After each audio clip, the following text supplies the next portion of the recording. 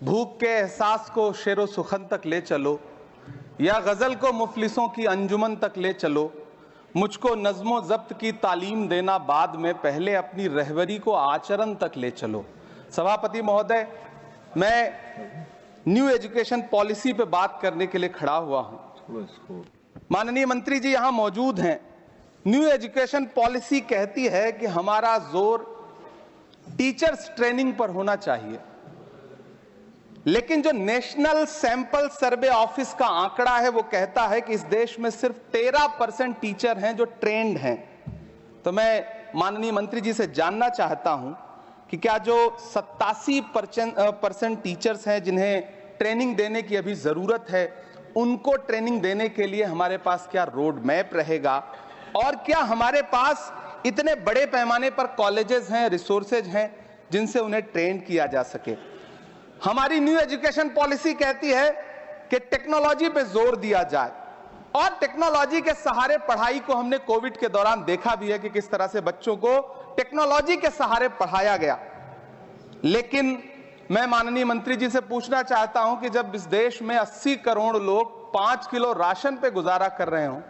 तो क्या उन परिवारों तक इंटरनेट, कंप्यूटर, लैपटॉप जैसी सुविधाएं पहुंचाने के लिए कोई रोड मैप है ताकि उनके बच्चों को शिक्षित किया जा सके? मैं एक बहुत महत्वपूर्ण बात और सभापति महोदय यहां कहना चाहता हूं कि माइनॉरिटी कम्युनिटी से जुड़ा हुआ जो मदरसा एजुकेशन का पैटर्न है, उस पे बहुत गंभीरता से माननीय मंत्री जी से पूछना चाहता हूं कि जो न्यू एजुकेशन पॉलिसी है, कुछ मदरसे ऐसे हैं जिनको सरकार रिकॉग्नाइज करती है, लेकिन कुछ बड़े शिक्षण संस्थान हैं, नदवा और देवबंद जैसे, क्या न्यू एजुकेशन पॉलिसी के कॉन्टेस्ट में आपने इन बड़े संस्थानों से डायलॉग करने का कोई मानक या कोई बातचीत शुरू करने का प्लान बनाया है या नहीं, ये मैं पूछना चाहता हूं। और एक बहुत महत्वपूर्ण बात मंत्री जी से मैं पूछना चाहता हूं कि बहुत सारे माइनॉरिटी इंस्टीट्यूट थे जहां पर स्कॉलरशिप का प्रावधान था, लेकिन आपने मौलाना आजाद नेशनल फेलोशिप को एक झटके में बंद कर दिया। हजारों लाखों छात्र जो उस स्कॉलरशिप के भरोसे अपनी शिक्षा ग्रहण कर रहे थे। एक तरफ प्रधानमंत्री जी कहते हैं सबका साथ सबका विकास, एक हाथ में कंप्यूटर एक हाथ में कुरान, लेकिन जब स्कॉलरशिप आप बंद कर देते हैं तो गरीब तबके से आने वाला अल्पसंख्यक समुदाय के जो बच्चे हैं, उनकी शिक्षा व्यवस्था को लेकर के, उनकी शिक्षा को आगे बढ़ाने को लेकर के आपके पास क्या प्लान है? मैं माननीय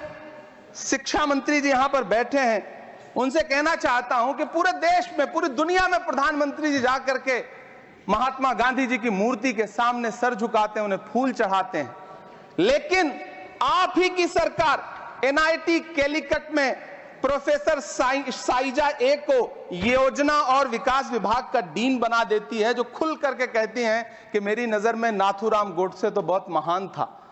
तो आपकी नई एजुकेशन पॉलिसी ये है, इस दिशा में जा रही है। मैं आपके महोदय से, सभापति महोदय, ये कहना चाहता हूं कि किस तरह से NCERT की किताबों में सांप्रदायिकता को परोसा जा रहा है। माननीय मंत्री जी, क्या आपके संज्ञान में है कि केंद्रीय हिंदी संस्थान और नीपा जैसे जो संस्थान हैं, उसमें अघोषित तौर पर यह कह दिया गया है कि देवनागरी में लिखते हुए जो नुक्ते लगाए जाते थे, जिनको यह कहा जाता है कि वो उर्दू से आते हैं, उनको अघोषित तौर पर रोक दिया है कि नई छपने वाली किसी भी किताब में नुक्ता नहीं लगाया जाएगा। NCERT की किताबें छापने वाले, लिखने वाले कई लोगों से मेरी व्यक्तिगत बात हुई, उनका यह कहना था कि हमें ऊपर से आदेश है, हालांकि ऐसा कोई लिखित आदेश नहीं है। तो मैं आपसे जानना चाहता हूं कि यह नुक्ता हटा करके आप देवनागरी भाषा को मजबूत कर रहे हैं या उसे कर्कश और कमजोर बना रहे हैं?